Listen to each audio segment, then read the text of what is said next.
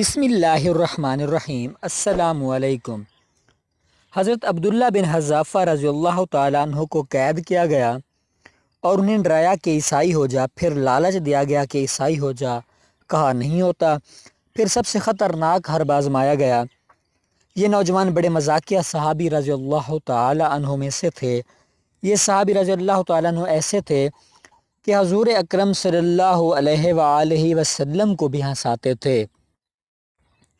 اتنا ہنسایا کرتے تھے کہ ایک دفعہ کسی نے آ کر شکایت کی کہ یا رسول اللہ صلی اللہ علیہ وآلہ وسلم، یہ عبداللہ رضی اللہ تعالیٰ عنہ بہت مذاق کرتے ہیں۔ آپ صلی اللہ علیہ وآلہ وسلم نے فرمایا، ارے اسے کچھ نہ کہا کرو، یہ اللہ اور اس کے رسول صلی اللہ علیہ وآلہ وسلم سے محبت کرتا ہے۔ اب عیسائی نے آپ رضی اللہ تعالیٰ عنہ پر آخری حرب آزمایا۔ ایک خوبصورت لڑکی اس کے ساتھ کمرے میں بند کر دی، شراب اور سور کا گوشت ساتھ رکھ دیا اور اس لڑکی سے کہا کہ اس سے زنا کرواؤ۔ جس طرح بھی ہو، جب مسلمان عورت کے چکر میں پھنسے گا تو یہ ایمان بھی بیچے گا اور سب کچھ بیچے گا۔ 3 دن اور 3 راتیں وہ لڑکی سارا زور لگاتی ہے کہ کسی طرح یہ میری طرف دیکھے، جب دیکھے گا تو تب زنا کی خواہش پیدا ہوگی، اور جب دیکھے گا ہی نہیں اور آنکھ کو اللہ کے حکم کے مطابق استعمال کرے گا۔ اب یہ قرآن اس صحابی رضی اللہ تعالیٰ عنہ کے اندر زندہ ہے۔ انہوں نے ہماری طرح تفسیریں نہیں پڑھی تھیں اور نہ اس زمانے میں تفسیریں لکھی گئی تھیں۔ وہ تفسیریں نہیں جانتے تھے بلکہ وہ قرآن جانتے تھے۔ وہ بڑے بڑے لمبے چوڑے مسائل پر بات نہیں کیا کرتے تھے۔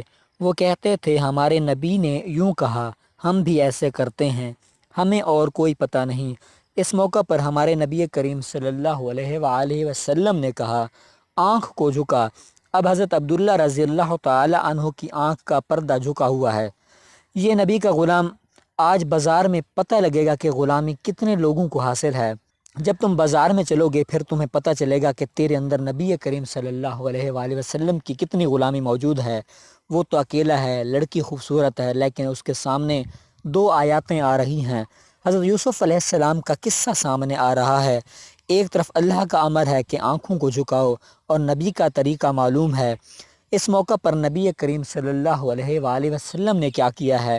آنکھ کو جھکانے کا حکم دیا ہے۔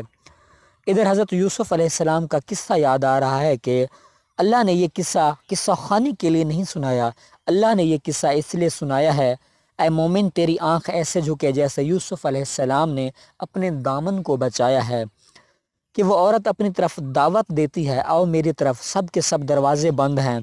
یوسف علیہ السلام اپنے رب کو یاد کر کے کہتے ہیں، میں اپنے رب کی پناہ چاہتا ہوں، میں یہ کام نہیں کر سکتا۔ اب یہ قرآن بھی ہم پڑھتے ہیں، ہم بس تفسیر پڑھتے ہیں۔ وہ صحابی قرآن اندر میں لیتے تھے، قرآن کہیں لکھا ہوا نہیں تھا۔ پورے ملک میں ایک نسخہ ہوتا تھا لیکن اندر میں ہر ایک کے تھا۔ حقیقت میں صحابہ محمدی صلی اللہ علیہ وآلہ وسلم تھے، ان کے اندر نبوت کی غلامی تھی۔ 3 دن تک لڑکی زور لگاتی رہی کہ عبداللہ کی آنکھ تو اٹھ جائے، عبداللہ کو کیا چیز روک رہی ہے؟ یہ وہ اعمال ہیں جو اللہ کی رحمت کو اتارتے ہیں۔ ہمارے مسئلے ان اعمال سے حل ہوں گے، ہمارے مسئلے دنیا کے ان اسباب سے حل نہیں ہوں گے۔ آخر وہ عیسائی سردار نے اس لڑکی سے علیحدگی میں کہا، تو نے اس کو گناہ پر آمادہ کیوں نہیں کیا؟ تو وہ کہنے لگی، اس نے مجھے آنکھ اٹھا کر دیکھا ہی نہیں تو میں اسے کیسے گناہ پر آمادہ کرتی؟ حضرت عبداللہ بن حذافہ رضی اللہ تعالیٰ عنہ پر 3 دن لڑکی نے زور لگایا ہے کہ کسی طرح یہ میری طرف دیکھے، تو وہ صحیح 3 دن کے بعد بادشاہ کے پاس گئی اور کہنے لگی کہ ارے بادشاہ، تم نے مجھے کس کے پاس بھیجا تھا؟ پتہ نہیں کہ وہ پتھر تھا یا لوہا تھا، نہ اس نے مجھے دیکھا، نہ اس نے کھایا نہ پیا، تو میں اسے کہاں گمراہ کرتی؟ کیسر نے بلایا اور کہا کہ اسے کھولتے ہوئے پانی میں ڈال دو۔ کڑواہا آگ پر چڑھایا اور اس میں تیل ڈالا، کہنے لگا کہ جب یہ کھولنے لگے تو اس کے 2 ساتھی اس میں ڈالو، اگر یہ پھر بھی عیسائی نہ ہو تو اس کو بھی ڈال دو۔ جب 2 ساتھیوں کو ڈالا گیا اور وہ جل بھن گئے، جب ان کو ڈالا جانے لگا تو یہ رونے لگے، تو انہوں نے کہا کہ کیوں رو رہے ہو؟ ان کو واپس لاؤ۔ کہا کیوں رو رہے ہو؟ فرمایا کہ نہ موت کے خوف سے اور نہ زندگی کے شوق میں رو رہا ہوں۔ تو انہوں نے پوچھا پھر کیوں رو رہے ہو؟